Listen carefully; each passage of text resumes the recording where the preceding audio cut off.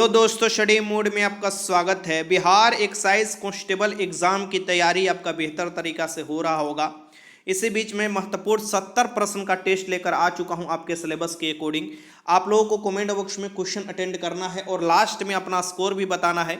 ये 70 प्रश्न का मैं कट ऑफ जो निर्धारित किया हूँ ये 50 प्लस निर्धारित किया हूँ। तो कोई भी कैटेगरी में हो कोशिश कीजिएगा 50 क्वेश्चन सही करने के लिए। सभी क्वेश्चन अटेंड करना है, आपको कोई नेगेटिव मार्किंग नहीं है। ठीक, पहले क्वेश्चन के साथ हम शुरुआत करते हैं क्वेश्चन और उसके बाद मैं कुछ समय आपको दूंगा, आंसर बता दूंगा। भारतीय मानक समय आधारित है। सो भारतीय मानक समय किस किस पर आधारित है? तो इसका आंसर हो जाएगा 82.5 डिग्री पूर्वी देशांतर पर आधारित है, जो कि इलाहाबाद के नैनी से होकर गुजरता है, जो कि टोटल 5 चिरागों से ऐसे होकर आपको गुजरता है। ये याद रखिएगा। तो पहले के आंसर क्या हो जाएगा? ए हो जाएगा, जो कि आपको जो ग्रीनविच है वहां से 5.5 घंटा आगे है, यानी कि पूरब में है तो आगे ही होगा। ठीक, जो कि ग्रीनविच ग्रेट ब्रिटेन से पार होता है 0 डिग्री से देशांतर रेखा। क्वेश्चन नंबर 2 है कि हिमाचल प्रदेश में स्थित दर्रा है। सो हिमाचल प्रदेश में स्थित कौन सा दर्रा है? तो सिपकिला दर्रा है। कौन सा? सिपकिला दर्रा। ठीक, तो इसके आंसर क्या हो जाएगा? बी हो जाएगा।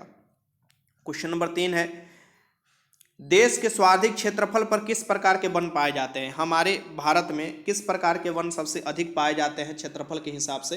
तो ये हो जाएगा उष्णार्ध पतझड़ वन, यानी उष्णकटिबंधीय आपको पतझड़ वन पाए जाते हैं, ये याद रखिएगा।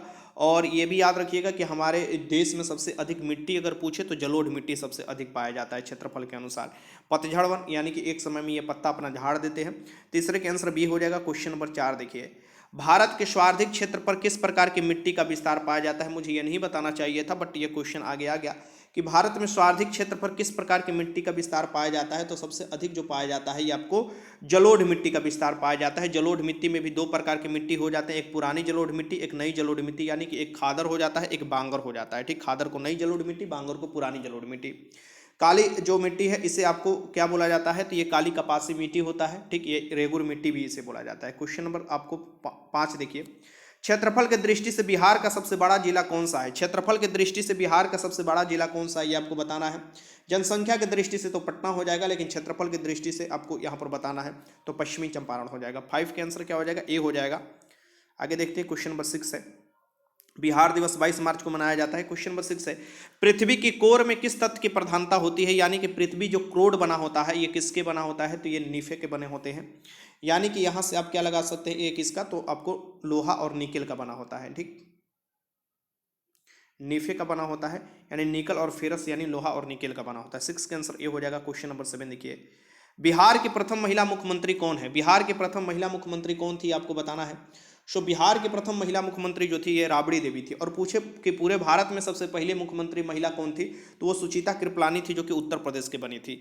और मीरा कुमार जो थी ये लोकसभा की प्रथम महिला अध्यक्ष थी, जो बिहार के सासाराम हमारा जो संसदीय क्षेत्र है यहाँ से ये बनी थी, ये भी याद रखिएगा। और अगर क्वेश्चन आपसे ये पूछे कि भारत की प्रथम महिला प्रधानमंत्री, तो वो हो जाएंगे आपको इंदिरा गांधी हो जाएंगी। क्वेश्चन नंबर 8 देखिए, एक कल्याणकारी राज्य का निर्देशक आदर्श वर्णित है। एक कल्याणकारी राज्य यानी कि ये बात कर रहा है आपको कहाँ ये आदर्श वर्णित है? तो यह राज्य के नीति निर्देशक तत्व में, यानी कि डीपीएसपी में, directive principle of state policy, जो कि संविधान के भाग 4 में दिया हुआ है, जहाँ जो आयरलैंड से लिया हुआ है। ये भी याद रखिएगा। आर्टिकल 36 से लेकर 51 तक इसमें प्रावधान है। 8 के आंसर क्या हो जाएगा? ए हो जाएगा। क्वेश्चन नंबर 9 देखिए, लोकसभा के स्पीकर का निर्वाचन होता है। सो लोकसभा के स्पीकर का निर्वाचन होता है, ये आपको बताना है कैसे होता है। सो लोकसभा के स्पीकर का निर्वाचन जो होता है लोकसभा के सभी सदस्य मिलकर ही उनका निर्वाचन होता है। तो इसका आंसर क्या हो जाएगा? 9th के आंसर क्या हो जाएगा? सी हो जाएगा, ये याद रखिएगा। क्वेश्चन आगे देखते हैं। क्वेश्चन नंबर 10 है कि भारत के राष्ट्रपति को उसके पद से हटाया जा सकता है। तो भारत के राष्ट्रपति को उसके पद से कैसे हटाया जा सकता है ये आपको पूछ रहा है। तो भारत के राष्ट्रपति को उसके पद से संसद हटा सकता है आर्टिकल 61 के तहत महाभियोग लगाकर। ठीक, तो ये 10 के आंसर क्या हो जाएगा? यहाँ पर डी हो जाएगा। आगे देखते हैं क्वेश्चन नंबर 11 देखिए कोई भी डिटेल्स में नहीं बता रहा हूँ, इसलिए हो सकता है कि आगे क्वेश्चन उसी से रिलेटेड हो, इसलिए ये आप टेस्ट के भांति क्वेश्चन बस अटेंड कीजिए।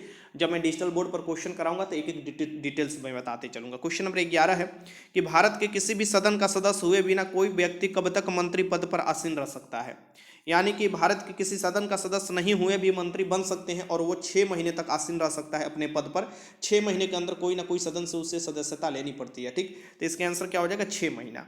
आगे देखते क्वेश्चन नंबर 12 है कि संसद के दोनों सत्रों के बीच अधिक अंतराल होने चाहिए।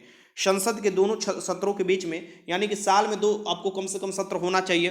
और दोनों सत्रों के बीच में कितना हो जाएगा, जब साल में कम से कम 2 होगा तो 6 महीने का अंतराल कम से कम होना चाहिए। 12 का आंसर क्या हो जाएगा यहाँ पर, बी हो जाएगा। आराम से आप लगा लीजिएगा। क्वेश्चन नंबर 13 देख लीजिए, भागलपुर में नमक सत्याग्रह का नेतृत्व किसने किया था। अगर भारत स्तर पर देखा जाए तो नमक सत्याग्रह का नेतृत्व दांडी मार्च आप जानते हैं वो महात्मा गांधी ने किए थे, और ये आपको पूछ रहा है 1930 में ये हुआ था। भागलपुर में कौन किया था, तो महादेव लाल सराफ द्वारा किया गया था। ठीक, ये याद रखिए। 13 का आंसर हो जाएगा बी। क्वेश्चन नंबर 14 देखिए, कौन से प्रसिद्ध भारतीय गुरुदेव के नाम से जाने जाते हैं। इसमें से कौन से प्रसिद्ध भारतीय हैं जो गुरुदेव के नाम से जाने जाते हैं, तो आपको पता होना चाहिए कि जो राष्ट्रगान हमारे लिखे हुए हैं रविंद्रनाथ टैगोर को गुरुदेव के नाम से जाने जाते हैं। सो रविंद्रनाथ टैगोर हो जाएगा, जिनको सबसे पहले 1913 में गीतांजलि के लिए नोबेल पुरस्कार भी मिला था। क्वेश्चन आगे देखते हैं। क्वेश्चन नंबर 15, सिंधु सभ्यता का पतन नगर बंदरगाह कौन सा है। सिंधु सभ्यता का पतन नगर या बंदरगाह कौन सा है, इसमें बताना है। डॉकयार्ड कौन सा है, इसमें लोथल हो जाएगा, जो कि भोगवा नदी के किनारे गुजरात में स्थित है। 15 का आंसर क्या हो जाएगा, सी हो जाएगा। क्वेश्चन नंबर 16 देखिए, महात्मा गांधी अपना राजनीतिक गुरु किन्हें मानते थे। महात्मा गांधी जो है मोहनदास करमचंद गांधी जो अपना राजनीतिक गुरु मानते थे, ये किसे मानते थे, तो ये मानते थे आपको गोपाल कृष्ण गोखले को। गोपाल कृष्ण गोखले को ये अपना राजनीतिक गुरु मानते हैं। ठीक है, याद रखिए। 16 के आंसर क्या हो जाएगा, डी हो जाएगा। क्वेश्चन नंबर 17 देख लीजिए, साइमन कमीशन पहली बार भारत आया था। सो साइमन कमीशन का तो गठन 1927 में ही हो गया था, लेकिन ये भारत आया था 1928 में, जिसका विरोध जोर तरीका से किया गया। और इसी विरोध में आप देखिएगा लाला लाजपत राय पर लाठी से वार किया गया था और लाला लाजपत राय का मृत्यु हो गया था। ठीक, तो जिसे शेर ए पंजाब बोला जाता है लाला लाजपत राय को। तो ये याद रखिए। 17 के आंसर क्या हो जाएगा, बी हो जाएगा। क्वेश्चन नंबर 18 देखिए, कांग्रेस पार्टी ने किस वर्ष पूर्ण स्वराज का प्रस्ताव पारित किया था। कांग्रेस पार्टी ने किस वर्ष पूर्ण स्वराज का प्रस्ताव पारित किया था, ये आपको बताना है। क्वेश्चन नंबर 18 है, तो ये 1929 में किए थे। 1929 में हुआ था, रावी नदी के किनारे, आपको पता होना चाहिए। और इसी समय पूर्ण स्वराज का प्रस्ताव पारित किया गया था। जवाहरलाल नेहरू ने अध्यक्षता किया था लाहौर अधिवेशन का। तो 18 के आंसर क्या हो जाएगा, यहाँ पर बी हो जाएगा, ये याद रखिए। क्वेश्चन नंबर 19 देखिए, भारतीय जनगणना 2011 के अनुसार बिहार राज्य में जनसंख्या घनत्व क्या है। तो भारतीय जनगणना 2011 के अनुसार बिहार राज्य में जो जनसंख्या घनत्व है वो क्या है, तो है 1106। प्रति किलोमीटर स्क्वायर में 1106 लोग रहते हैं। जनसंख्या घनत्व के हिसाब से बिहार पहले स्थान पर आता है और जनसंख्या के हिसाब से तीसरे स्थान पर आता है, क्योंकि जनसंख्या सबसे अधिक उत्तर प्रदेश का, उसके बाद महाराष्ट्र का, उसके बाद बिहार का स्थान आता है, लेकिन जनसंख्या घनत्व के हिसाब से पहले स्थान पर आता है। 19 के आंसर सी हो जाएगा। क्वेश्चन नंबर 20 देख लीजिए, भारतीय स्टेट बैंक को पूर्व में किस रूप में जाना जाता था। तो भारतीय स्टेट बैंक को पूर्व में इंपीरियल बैंक ऑफ इंडिया के नाम से जाना जाता था, यानी यहां आंसर हो जाएगा आपका सी, इंपीरियल बैंक ऑफ इंडिया, जिसकी स्थापना 1921 में हुआ था। फिर इसका नाम बदलकर 1955 में भारतीय स्टेट बैंक ऑफ इंडिया कर दिया गया। इसका मुख्यालय महाराष्ट्र में पड़ता है। ठीक, तो 20 के आंसर क्या हो जाएगा, महाराष्ट्र के मुंबई में। तो 20 के आंसर क्या हो जाएगा, सी हो जाएगा। क्वेश्चन नंबर 21 देख लीजिए, निम्नलिखित में से किसे मैथिल कोकिल कहा जाता है। मैथिल कोकिल किसे कहा जाता है, मैथिल कोकिल कहा जाता है, यह बताना है आपको। इसमें कहा जाता है तो विद्यापति को मैथिल कोकिल भी कहा जाता है। ठीक, 21 के आंसर क्या हो जाएगा, यहाँ पर सी हो जाएगा। क्वेश्चन नंबर 22 देख लीजिए, भारत में राष्ट्रीय आय का आकलन करता है। सो भारत में राष्ट्रीय आय का आकलन सबसे पहले दादा भाई नौरोजी द्वारा किया गया था, और ये अभी आकलन जो किया जाता है भारत में राष्ट्रीय आय का, ये किया जाता है केंद्रीय सांख्यिकी संगठन, जिसे सीएसओ आप बोलते हैं। 22 के आंसर बी हो जाएगा। क्वेश्चन नंबर 23 देख लीजिए, बंद अर्थव्यवस्था, क्लोज इकोनॉमी से आप क्या समझते हैं। बंद अर्थव्यवस्था मींस कि ना आयात हो ना निर्यात हो, यानी कि ना किसी देश से आयात होता है ना किसी देश से निर्यात होता है, उसे बंद अर्थव्यवस्था कहा जाता है। यानी कि यहाँ पर हो जाएगा आयात निर्यात का बंद। 23 के आंसर हो जाएगा बी। क्वेश्चन नंबर 24 देखिए, गांधीवादी अर्थव्यवस्था किस पर आधारित है। सो गांधीवादी जो अर्थव्यवस्था है ये किस पर आधारित है, ये आपको बताना है। पहले भी क्वेश्चन में करा चुका हूं। ये आपको ट्रस्टीशिप के सिद्धांत पर आधारित है, यानी कि न्यास के सिद्धांत पर आधारित है। इसका आंसर क्या हो जाएगा, 24 के आंसर बी। क्वेश्चन नंबर 25 देख लीजिए, मैकमोहन रेखा निम्नलिखित में किन दो देशों के बीच में अलग करता है। मैकमोहन रेखा जो है ये किन दो देशों के बीच में पाया जाता है। तो मैकमोहन जो रेखा है ये भारत और चीन के बीच में है। रेड क्लिफ जो रेखा है भारत पाकिस्तान के बीच में है, ये भी याद रखिएगा। तो डुरंड लाइन जो है ये भारत अफगानिस्तान के बीच में था, लेकिन अभी आपको पाकिस्तान अफगानिस्तान के बीच में आपको लगाना होगा। तो इसका आंसर क्या हो जाएगा, डी हो जाएगा, भारत और चीन के बीच में। क्वेश्चन नंबर 26 देखते हैं, किस देश के साथ भारत का अंतर्राष्ट्रीय सीमा सबसे अधिक लंबा है। रिपीटेड क्वेश्चन है, हर एग्जाम में पूछा जाता है, आपके लिए बहुत ही महत्वपूर्ण है। तो ये सबसे अधिक भारत का अंतर्राष्ट्रीय सीमा बांग्लादेश के साथ लगता है, लगभग 4000 किलोमीटर। याद रखिएगा, सबसे अधिक लगता है बांग्लादेश के साथ, लेकिन सबसे कम लगता है अफगानिस्तान के साथ। लेकिन अफगानिस्तान वाला भी जो लगता है बॉर्डर, वो पाकिस्तान ऑक्युपाइड कश्मीर है, यानी कि पीओके वाला क्षेत्र है। इसका आंसर क्या हो जाएगा, सी हो जाएगा। बांग्लादेश से तीनों तरफ से घिरा हुआ राज्य त्रिपुरा है, ये भी याद रखिएगा। क्वेश्चन नंबर 27 देखिए, राष्ट्रीय विज्ञान दिवस की तिथि को किस दिन मनाया जाता है। तो राष्ट्रीय विज्ञान दिवस कब मनाया जाता है ये बताना है आपको। तो 28 फरवरी को मनाया जाता है राष्ट्रीय विज्ञान दिवस 27 का आंसर क्या हो जाएगा, यहाँ पर ए हो जाएगा, आराम से आपको लगा लेना होगा। 1 मई को मजदूर दिवस भी मनाया जाता है। क्वेश्चन नंबर 28 देख लीजिए, अभी भारत के मुख्य न्यायाधीश कौन है। आ गया करेंट का क्वेश्चन, एकदम ईबीआई क्वेश्चन है, लिख कर अभी रख लीजिए, ये क्वेश्चन पक्का आएगा। अभी भारत के मुख्य न्यायाधीश कौन है, तो अभी भारत के मुख्य न्यायाधीश जो है ये हैं धनंजय यशवंत चंद्रचूड़। ठीक, तो धनंजय यशवंत डीवाई जो चंद्रचूड़ याद रखते हैं ना, डीआई चंद्रचूड़ शॉर्ट नाम है, वहीं आपको धनंजय यशवंत चंद्रचूड़ है। यह 25वें भारत के मुख्य न्यायाधीश है। इससे पहले थे एनवी रमन्ना थे आपको, तो ये भी याद रखिएगा, धनंजय यशवंत चंद्रचूड़ थे, ये अभी आपको मुख्य न्यायाधीश है। ये 28 का आंसर क्या हो जाएगा, सी हो जाएगा। क्वेश्चन नंबर 29 देखिए, भारत के महान्यायवादी अभी कौन है, तो अभी भारत के महान्यायवादी पूछ रहा है, भारत के महान्यायवादी अभी कौन है, तो अभी हैं Shri are Venkat Ramani, Shri are Venkat रमणी, ये याद रखिएगा। इससे पहले के वेणुगोपाल थे। इसका आंसर क्या हो जाएगा आपका, डी हो जाएगा। महान्यायवादी की नियुक्ति कौन करते हैं, राष्ट्रपति करते हैं, भारत सरकार के सबसे बड़े कानूनी अधिकारी होते हैं। ये क्वेश्चन नंबर 30 देखिए, भारत के लोकसभा के अध्यक्ष अभी कौन है, सो भारत के भी लोकसभा के अध्यक्ष 17वीं लोकसभा भी चल रहा है, और इसके अध्यक्ष कौन है, तो ओम प्रकाश बिड़ला है, यानी कि ओम बिड़ला है। तो इसके आंसर क्या हो जाएगा, ए हो जाएगा। क्वेश्चन आगे देखते हैं। क्वेश्चन 31 है कि चालक की विद्युत प्रतिरोधकता की इकाई है, तो चालक की विद्युत प्रतिरोधकता की इकाई क्या है, ये आपको बताना है। तो चालक की विद्युत प्रतिरोधकता की इकाई जो हो जाता है, ये ओम मीटर हो जाता है। जैसे प्रतिरोध का जो होता है ओम होता है, ऐसे ही आपको विद्युत प्रतिरोधकता की इकाई जो हो जाता है ओम मीटर हो जाता है। क्वेश्चन नंबर 32 देखिए, तेल क्या एक बैरल निम्न में से लगभग बराबर होता है, ये अमेरिकी बैरल के रूप में हम इस्तेमाल करते हैं। तेल का एक बैरल निम्न में से लगभग कितने के बराबर होता है, तो 159 लीटर के बराबर होता है, यानी कि एक बैरल में 159 लीटर होते हैं। 32 के आंसर क्या हो जाएगा, बी हो जाएगा। क्वेश्चन नंबर 33 देख लीजिए, एक पारसिक तारों संबंधी दूरियां मापने का मात्रक है। सबसे पहले ये याद रखिएगा, पारसक किसका मात्रक है, दूरी का ये सबसे बड़ा मात्रक है। और एक पारसक बराबर क्या होता है, आपसे क्वेश्चन पूछे तो लगभग 3.1 × 10 के पावर 16 मीटर होता है। ठीक, और यहीं आपको याद रखिएगा, अगर हम ये लाइट ईयर के पूछे, यानी कि प्रकाश वर्ष, वो भी दूरी का मात्रक है। और यहाँ पर जो होता है, ये होता है 9.46 × 10 के पावर 15 मीटर होता है एक लाइट ईयर बराबर। तो ये देख सकते हैं कि ये लाइट ईयर जो है ये छोटा है, पारसेक बड़ा है। तो पारसेक जो होता है, ये लाइट ईयर पारसेक का कितना गुना बड़ा है, यानी कि पारसेक जो है लाइट ईयर से कितना गुना बड़ा होता है, तो 3.26 गुना बड़ा होता है। ये याद रखिएगा, यही क्वेश्चन पूछ रहा था कि एक पारसेक जो होता है दूरी मापने का मात्रक है, जो कि बराबर है कितने प्रकाश वर्ष के, तो 3.26 प्रकाश वर्ष के बराबर है। ये याद रखिए, क्वेश्चन पूछता है। दोनों दूरी का मात्रक है, प्रकाश वर्ष भी पारसेक भी, लेकिन पारसेक सबसे बड़ा मात्रक है। क्वेश्चन नंबर 34 है, शक्ति का मात्रक है। शक्ति का मात्रक क्या है, यूनिट ऑफ आपको पावर बताना है, इसका क्या है, तो ये हो जाएगा आपको शक्ति का मात्रक क्या हो जाता है, आपको वाट हो जाता है, वाट। न्यूटन बल का मात्रक है, ये आपको पता होना चाहिए। आगे देखते हैं। क्वेश्चन नंबर 35 देखिए, डॉप्सन इकाई का प्रयोग किया जाता है। जो डॉप्सन इकाई है, इसका प्रयोग किसके लिए किया जाता है, तो आप नाम जानते होंगे, ओजोन O3 का नाम जानते होंगे। ठीक, इसकी मोटाई मापने के लिए किया जाता है, यानी कि ओजोन परत की मोटाई मापने के लिए किया जाता है। ओजोन लेयर समताप मंडल में पाया जाता है, उसका सबसे बड़ा दुश्मन है CFC, क्लोरोफ्लोरोकार्बन या फ्रेयॉन जिसे बोला जाता है, वो सबसे बड़ा दुश्मन है। जो कि आपको जो हमारा ये है, क्या बोला जाता है, ओजोन परत है, उसका फार्मूला O3 होता है। और ये समताप मंडल में मिलता है, सूरज की जो पराबैंगनी हानिकारक किरण है उसे हमको बचाता है। तो 35 का आंसर हो जाएगा सी।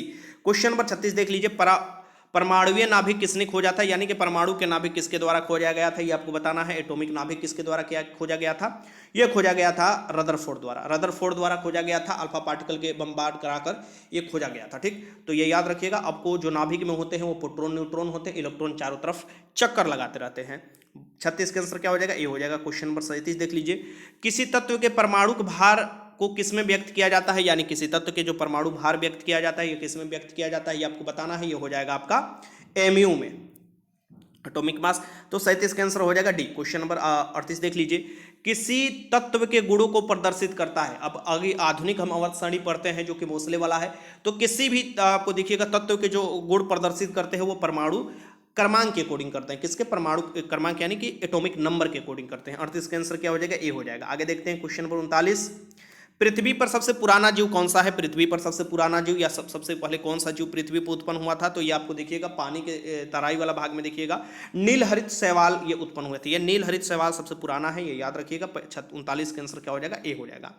क्वेश्चन नंबर 40 है, सबसे छोटा जीव जो स्वयं विकास और प्रजनन करने में समर्थ है। ये सबसे छोटा जीव है जो स्वयं के विकास भी कर सकता है, प्रजनन करने में समर्थ है, ये माइकोप्लाज्मा है, ये याद रखिएगा। ये क्वेश्चन आपसे पूछता है अक्सर, तो इसका आंसर हो जाएगा सी। आगे देखते हैं। क्वेश्चन नंबर 41 है, कि जीव विज्ञान शब्द का सर्वप्रथम प्रयोग किसने किया था, तो जीव विज्ञान शब्द का सर्वप्रथम प्रयोग किसके द्वारा किया गया था ये आपको बताना है। तो ये जीव विज्ञान शब्द का सबसे पहले लैमार्क और ट्रेविनर्स द्वारा किया गया था। इसका आंसर हो जाएगा बी। जीव विज्ञान के पिता किसे बोला जाता है, अरस्तु को कहा जाता है, यह भी याद रखिएगा। और जीव विज्ञान के पिता या जंतु विज्ञान के पिता एरिस्टोटल है, अरस्तु। क्वेश्चन 42 देखिए, 5 जगत वर्गीकरण, 2 जगत वर्गीकरण तो कैरोलस लिनियस ने किया था, जिसे वर्गीय के पिता भी कहा जाता है। 5 जगत जो वर्गीकरण किया गया था ये किसके द्वारा किया गया था, विक्टर द्वारा किया गया था, विक्टर द्वारा किया गया था। 42 का आंसर क्या हो जाएगा, ए हो जाएगा। क्वेश्चन नंबर 43 देखिए, विटिकल्चर द्वारा निम्नलिखित में से कौन सा एक उत्पादित होता है। विटिकल्चर में किसका उत्पादन किया जाता है ये आपको बताना है। विटिकल्चर में जो उत्पादन किया जाता है ये अंगूर का किया जाता है, खेती किया जाता है विटिकल्चर में अंगूर का, ये याद रखिए। 43 का आंसर क्या हो जाएगा, डी हो जाएगा। क्वेश्चन नंबर 44, कोशिका का पावर हाउस किसे कहा जाता है, यानी कि कोशिका का power house, energy house of cell किसे बोला जाता है। इसमें एटीपी का निर्माण होता है जिसे ऊर्जा का करेंसी भी बोला जाता है। तो ये बताना है आपको, ये हो जाएगा माइटोकॉन्ड्रिया, ठीक। तो 44 का आंसर क्या हो जाएगा, सी। क्वेश्चन नंबर 45, निम्नलिखित में कौन यांत्रिक चट्टान का उदाहरण नहीं है। ध्यानपूर्वक क्वेश्चन पढ़िए। यांत्रिक चट्टान, 3 प्रकार के चट्टान मुख्यतः पढ़े होंगे। सबसे पहले अग्नि चट्टान जो कि ज्वालामुखी क्रिया द्वारा निकलता है पृथ्वी के भूगर्भ से और ये जम जाता है, अग्नि चट्टान होता है। फिर ये आपको टूटता फूटता है, अवसाद के रूप में एक जगह जमा होता है तो अवसादी चट्टान हो जाता है। और फिर वो अपना रूप बदल लेता है, यानी कि काफ़ी ज़्यादा गर्मी ताप के कारण वो जो अपना दाब के कारण रूप बदल लेता है तो वो क्यांत्रित हो जाता है, यानी कि अपना रूप ही क्यांत्रित कर लेता है, बदल लेता है, तो वो क्यांत्रिक चट्टान होता है। यानी कि 3 प्रकार के, क्यांत्रित को ही रूपांतरित चट्टान बोला जाता है। ये क्यांत्रित चट्टान इसमें से न होगा, ये चूना पत्थर जो होगा ये क्यांत्रिक चट्टान ना होकर ये अवसादी चट्टान है, ठीक। तो 45 का आंसर डी हो जाएगा। क्वेश्चन नंबर 46 देख लीजिए, केवल एक तत्व से निर्मित होने वाला एकमात्र रखना रत्न है, मतलब एक रत्न यहां पर होगा। एकमात्र रत्न कौन सा है या पदार्थ कौन सा है जो कि एकमात्र आप देखिएगा तत्व से निर्मित हुआ है, जो कि आपको ग्रेफाइट का या कार्बन का प्रूफ है, जो कि सबसे कठोर पदार्थ है, ये है आपको हीरा। हीरा की चमक टोटल इंटरनल रिफ्लेक्शन यानी कि टोटल इंटरनल रिफ्लेक्शन यानी पूर्ण आंतरिक परिवर्तन के कारण होता है। 46 का आंसर ए हो जाएगा। क्वेश्चन नंबर 47 देख लीजिए, WHO यानी कि WHO वर्ल्ड हेल्थ ऑर्गेनाइजेशन, मतलब कि विश्व स्वास्थ्य संगठन, इसका मुख्यालय कहाँ पर स्थित है, तो ये जनेवा में स्थित है। WTO हुआ, WHO हुआ, इसका मुख्यालय कहाँ पर है, ILO हुआ, ये जनेवा स्विट्जरलैंड में स्थित है। तो बी हो जाएगा इसका 47 का आंसर बी। क्वेश्चन नंबर 48 देख लीजिए, आपके सामने है, के कारण जल में डूबी हुई छड़ झुकी हुई प्रतीत होती है। यानी कि जल में डूबी हुई छड़ झुकी हुई प्रतीत होती है, या आपको टेढ़ा प्रतीत होता है, या कोई सिक्का जल में डाला जाता है तो ऊपर उठा हुआ प्रतीत होता है। ये आपको तारे टिमटिमाते हैं, किसके कारण से, ये जो प्रतीत होने वाली घटना है ये आपको प्रकाश के अपवर्तन के कारण होता है। रात में तारे क्यों टिमटिमाते हैं, इसी के कारण। 48 का आंसर क्या हो जाएगा, सी हो जाएगा। आगे देखते हैं क्वेश्चन नंबर 49 देखिए, मृदा में उगने वाले कीटभक्षी पौधे, जो कीटभक्षी पौधे होते हैं उसमें किसकी कमी होती है। तो कीटभक्षी पौधे में किसकी कमी होती है जो मृदा में उगते हैं, इनमें नाइट्रोजन की कमी होती है। नाइट्रोजन हमारे वायुमंडल में सबसे अधिक मिलता है 78%, ये भी याद रखिएगा। 49 का आंसर ए हो जाएगा। क्वेश्चन नंबर 50 देख लीजिए, निम्न में से कौन सा हाइड्रोजन के समस्थानिक नहीं है। मैंने पहले भी बताया था कि हाइड्रोजन के 3 समस्थानिक है और तीनों का नाम आपको याद रहना चाहिए मुंह पर एकदम, और ये तीनों से क्वेश्चन बन सकता है। तो ये तीनों में आप याद रखिएगा, ये कौन सा नहीं है, तो ये आपको ट्रिशियम नहीं है, बाकी प्रोट्रियम है, ड्यूट्रियम है, ट्रिटियम है, और ये जो है आपको ड्यूटेरियम डिटुओ भारी जल परमाणु और 20 होता है, इसका मंदक के रूप में इस्तेमाल होता है। 50 का आंसर क्या हो जाएगा यहाँ पर, ए, ओ नहीं है आपको हाइड्रोजन के समस्थानिक। पूरे यूनिवर्स में अगर पूछा जाए तो सबसे अधिक हाइड्रोजन ही है। क्वेश्चन नंबर 51 देखिए, पारिस्थितिकी शब्द को सर्वप्रथम प्रतिपादन करने का श्रेय किसे जाता है। तो पारिस्थितिकी जो शब्द है इसको प्रतिपादन करने का श्रेय जो जाता है वो जाता है रीटर को। किसको जाता है, रीटर को जाता है, ये याद रखिएगा। तो 51 का आंसर हो जाएगा बी यहाँ पर। क्वेश्चन नंबर 52 देख लीजिए, रेड डाटा बुक में किसका विवरण दिया जाता है। रेड डाटा जो बुक है इसमें किसका विवरण मिलता है आपको बताइए। IUCN जारी करता है ये लिस्ट। तो रेड डाटा जो बुक है ये आपको इसमें संकट जो पर्ण पादप और जंतु है, ठीक, जो संकट में ये इसका आपको डाटा होता है। तो 52 के आंसर क्या हो जाएगा, बी हो जाएगा। क्वेश्चन आगे देखिए 53 देख लीजिए, वायु प्रदूषक का विश्वसनीय संकेतक है। जो वायु प्रदूषक का विश्वसनीय संकेतक है, यानी कि अगर वायु में प्रदूषण है, यानी कि सल्फर के अगर ऑक्साइड वहां पर मौजूद है तो ये नहीं पाया जाएगा। यहाँ पर क्या हो जाएगा कि वायु प्रदूषक का सबसे विश्वसनीय संकेतक जो हो जाता है लाइकेन और मोन्स हो जाता है। लाइकेन्स किससे मिलकर बनता है, तो फंगस और शैवाल यानी कि कवक और शैवाल से मिलकर बनता है लाइकेन लिटमस पत्र भी लाइकेन से ही बनता है। सो लाइकेन्स और मोन्स आपको जो होते हैं ये आपको वायु प्रदूषक के विश्वसनीय संकेतक होते हैं। 53 का आंसर डी हो जाएगा। क्वेश्चन नंबर 54 देख लीजिए, आपके सामने क्वेश्चन है, निम्न में से कौन सी गैस वैश्विक उष्णता के लिए उत्तरदायी है, यानी कि कौन सी गैस जो है ग्लोबल वार्मिंग के लिए उत्तरदायी है। मैं जहां जहां आपको इंग्लिश जरूरी होता है मैं आपको बता देता हूं। तो ग्लोबल वार्मिंग के लिए जो महत्वपूर्ण गैस है जो कि आपको टेम्परेचर बढ़ा रहा है पृथ्वी का, ये आपको हो जाता है कौन सा, ये आपको बताना है। तो ये हो जाएगा CO2 सबसे अधिक, उसके बाद मीथेन। ठीक, तो इसका आंसर क्या हो जाएगा, ए हो जाएगा। क्वेश्चन आगे देखते हैं, क्वेश्चन नंबर 55। राष्ट्रीय ऊर्जा संरक्षण दिवस प्रत्येक वर्ष कब मनाया जाता है। तो राष्ट्रीय ऊर्जा संरक्षण दिवस जो मनाया जाता है प्रत्येक वर्ष, ये मनाया जाता है आपको दिसंबर में कुछ तारीख को मनाया जाता है। तो 14 दिसंबर को मनाया जाता है। 10 दिसंबर को मानवाधिकार दिवस भी मनाया जाता है, इसे भी याद रखिएगा। 55 का आंसर सी हो जाएगा। क्वेश्चन नंबर 56 देख लीजिए। हिंदी दिवस किस दिन मनाया जाता है। तो हिंदी दिवस किस दिन मनाया जाता है ये आपको बताना है। तो हिंदी दिवस किस दिन मनाया जाता है, तो सितंबर में मनाया जाता है, 14 सितंबर को। ठीक, 56 का आंसर क्या हो जाएगा, बी हो जाएगा। आगे देखते हैं क्वेश्चन नंबर 57 हिंदी का क्वेश्चन है। निर्वाह में प्रयुक्त उपसर्ग है। उपसर्ग प्रत्यय मैं क्लास हिंदी का लूंगा, एकदम आपके दिमाग में घोल कर डाल दिया जाएगा, मतलब कि अच्छे तरीका से मैं बता दूंगा। और निर्वाह में प्रयुक्त उपसर्ग कौन सा है ये आपको बताना है। तो निर्वाह में प्रयुक्त उपसर्ग जो है ये नीर है। वाह में लगा हुआ है नीर, तो निर्वाह बन चुका है। उपसर्ग जो होता है ये शब्द के पहले लगकर उसका शाब्दिक अर्थ बदल देता है और प्रत्यय शब्द के अंत में लगकर उसका शाब्दिक अर्थ बदल देता है। 57 के आंसर ए हो जाएगा। क्वेश्चन नंबर 58 देख लीजिए। शुद्ध वर्तनी का चयन कीजिए, इसमें से शुद्ध वर्तनी कौन सा है। बहुत आसान क्वेश्चन में आपको लिया हूं, और अगर ये भी आप लोगों से गलती हो जा रहा है तो समझिए कि आप लोग अपने पर काम कीजिए और ज़्यादा से ज़्यादा प्रैक्टिस करने की कोशिश कीजिए, जो कि मैं आपको कराने वाला हूँ। ये आपको बताना है कि शुद्ध वर्तनी इसमें से कौन सा है। अधर्म, अधर्म ये आपको शुद्ध वर्तनी है, मतलब कि शुद्ध तरीका से लिखा हुआ है। 58 के आंसर डी हो जाएगा। क्वेश्चन नंबर 59 देखिए कि इनमें से संयुक्त व्यंजन कौन सा है। संयुक्त व्यंजन जो बताना है ये इसमें से कौन सा हो जाएगा। तो छात्र ज्ञान जो हो जाता है वो आपको संयुक्त व्यंजन हो जाता है। तो यहाँ पर ज्ञान जो हो जाएगा ये आपको, इसमें री भी एक होता है, 4 संयुक्त व्यंजन होते हैं, तो इसमें हो जाएगा आपका सी आंसर हो जाएगा, संयुक्त व्यंजन है। क्वेश्चन नंबर 60 देखिए। निराशा का सही संधि विच्छेद का है। बहुत अति महत्वपूर्ण क्वेश्चन है, बार बार ये क्वेश्चन पूछता है। निराशा का सही संधि विच्छेद आपको बताना है, इसमें से कौन सा हो जाएगा। तो हो जाएगा निर्धन आशा। निराशा का सही संधि विच्छेद हो जाएगा निर्धन आशा। 60 का आंसर डी हो जाएगा। क्वेश्चन नंबर 61 देख लीजिए। त्रिभुज में कौन सा समास है। शुद्ध त्रिभुज में कौन सा समास है। जो भी आप देखिएगा समास में सबसे पहले शाब्दिक अर्थ में आपको संख्यावाचक आ जाता है, तो उसमें आप देखिएगा वो हो द्विगु समास हो जाता है, यानी कि द्विगु समास हो जाएगा। ये त्रिभुज में द्विगु समास हो जाएगा। 61 के आंसर क्या हो जाएगा, डी हो जाएगा। क्वेश्चन नंबर 62 देखिए। योग रूढ़ शब्द इसमें से कौन सा है। ठीक, योग रूढ़ शब्द आपको बताना है इसमें से कौन सा है। रूढ़, योग रूढ़ आप शब्द पढ़े होंगे। सो योग रूढ़ जो शब्द हो जाएगा ये हो जाएगा लंबोदर, जिसका पेट उधर मतलब लंबा, तो लंबोदर हो जाएगा इसका आंसर। 62 के आंसर सी हो जाएगा। क्वेश्चन आगे देखते हैं 63।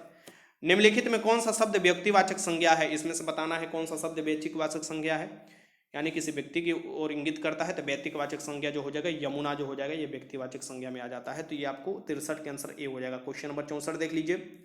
किस वाक्य में क्रिया वर्तमान काल में है, ये आपको बताना है। किस वाक्य में क्रिया वर्तमान काल में, आंसर मत देखिए, चोरी नहीं। ठीक, किस वाक्य में क्रिया वर्तमान काल में है ये आपको बताना है।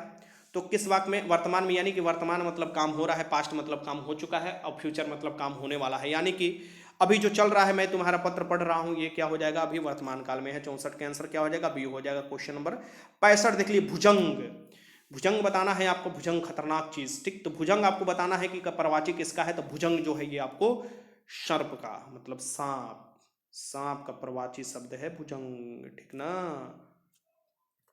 तो ये याद रखिएगा। 65 के आंसर सी। क्वेश्चन नंबर 66 देख लीजिए। सिकंदर महान का शिक्षक कौन था। सिकंदर महान के शिक्षक का नाम आपको बताना है। इसमें से कौन सा सिकंदर महान, अलेक्जेंडर इन्हें बोला जाता है सिकंदर को, तो ये हो अरिस्टोटल, अरस्तु जो थे ये सिकंदर महान के शिक्षक थे। ये फिलिप का बेटा था सिकंदर। 66 के आंसर डी। क्वेश्चन नंबर 67 देखिए। देवनाम प्रिय के नाम से कौन विख्यात है। देवनाम प्रिय के नाम से कौन विख्यात है ये आपको बताना है। देवनाम प्रिय के नाम से विख्यात जो है ये हम सम्राट अशोक, चक्रवर्ती सम्राट अशोक। 67 का आंसर क्या हो जाएगा, बी हो जाएगा। कलिंग वार जो हुआ था उसके बाद इनका मन परिवर्तन हो चुका था, फिर बौद्ध धर्म भी अपना लिए थे। क्वेश्चन नंबर 68 देखिए। यदि राष्ट्रपति त्याग पत्र देना चाहे तो अपना त्याग पत्र किसे दे सकते हैं। राष्ट्रपति उपराष्ट्रपति से संबंधित ये क्वेश्चन पूछा जाता है। राष्ट्रपति अपना त्याग पत्र देना चाहे तो उपराष्ट्रपति को दे सकते हैं, उपराष्ट्रपति अपना त्याग पत्र देना चाहे तो राष्ट्रपति को दे सकते हैं, यानी कि इसका आंसर हो जाएगा सी। आगे देखिए क्वेश्चन नंबर 69। नागा खासी गारो पहाड़िया, नागा खासी गारो जयंतिया, ये जो पहाड़िया है ये कहाँ किसका हिस्सा है, तो ये आपको बताना है। तो ये आपको देखिएगा कि पूरब में स्थित है, तो ये पूर्वांचल का हिस्सा है। ये पूर्वांचल के जो पर्वतमाला है उसका हिस्सा है, ये आपको पड़ता है, इधर पड़ता है। नागा खासी गारो जयंतिया ये जब कुल आपको पहाड़ी है। तो 69 के आंसर ये हो जाएगा। क्वेश्चन आगे देखते हैं 70, आज का लास्ट क्वेश्चन है। नागरहोल नेशनल पार्क किस राज्य में स्थित है। नागरहोल नेशनल पार्क बताना है किस राज्य में स्थित है। तो बताइए, तो ये हो जाएगा कर्नाटक राज्य में स्थित है, कर्नाटक राज्य, याद रखिएगा। इसरो का मुख्यालय कर्नाटक की राजधानी बेंगलोर में है। 70 का आंसर क्या हो जाएगा आपका? सी हो जाएगा। बताइए, टोटल 70 क्वेश्चन मैंने आपको करा दिया। थोड़ा जल्दी जल्दी मैंने कराया क्योंकि आपको प्रैक्टिस कराना है मुझे, और क्वेश्चन ज़्यादा से ज़्यादा मुझे कराना है आप लोगों को। और लेवल देखिए, धीरे धीरे मैं लेवल बढ़ाऊंगा, आप लोग चिंता मत कीजिए। मुझे पता है कि आप लोग अच्छा खासा स्कोर कर दिए होंगे, फिर भी बहुत से लड़के जो होंगे आसान क्वेश्चन में भी गलती किए होंगे ना। कमेंट बॉक्स में बताइए तो, अभी कमेंट कीजिए तो, किए है ना, आपसे गलती हुआ है ना, आते हुए क्वेश्चन गलती हुआ है ना, बताइए तो अभी। तो वो गलती जो है एग्जाम हॉल में आप लोगों को नहीं करना है, कभी नहीं करना है, ठीक। एग्जाम हॉल में अगर आप गलती कर दे रहे 2 से 3 क्वेश्चन भी, तो मेरिट लिस्ट से आप बाहर हो जाएंगे, इतना टफ कंपटीशन है, ठीक। तो ध्यानपूर्वक तैयारी करना है। ऐसे ही मैं वीडियो आपको लिए लाते रहूँगा। कैसा लगा जरूर बताइए, अच्छा लगा तो हाँ लिखिए भी, अच्छा लगा तो, मतलब थोड़ा मस्ती से मैंने भी आप पढ़ाया है आप लोगों को, क्वेश्चन ही कराया है, पूरा डिटेल्स में आपको बता दूंगा, ठीक। वीडियो देखने का बहुत बहुत धन्यवाद।